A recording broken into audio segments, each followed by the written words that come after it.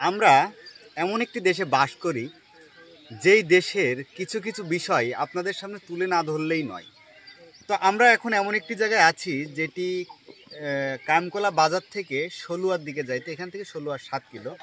এই রাস্তার পাশেই দেখলাম আরেকটি রাস্তা তো নির্মাণ হচ্ছে এবং রাস্তার উপরে একটি ব্রিজ রয়েছে। তো ব্রিজের সামনেই কিন্তু দেখতে পাচ্ছেন রড দেখা যাচ্ছে। আসলে এই রডটা কেন দেখা যাচ্ছে তার একটু বর্ণনা দিই।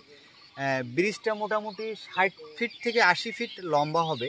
এই 80 ফিট লম্বা ব্রিজের চোরের দলেরা ভেঙে তো ফেলছেই, রডগুলো পর্যন্ত কেটে কেটে নিয়ে গেছে। এখানে রড পর্যন্তও নাই।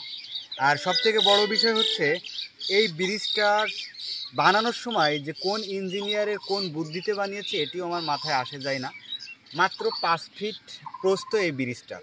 তো এই 5 ফিট প্রস্থ ব্রিজে যদি একটা ভ্যান ওঠে, তো ভ্যান ওঠার জন্য পাশে আরেকটি সাইকেল থাকলে অবশ্যই নিচে যে পড়তে হবে।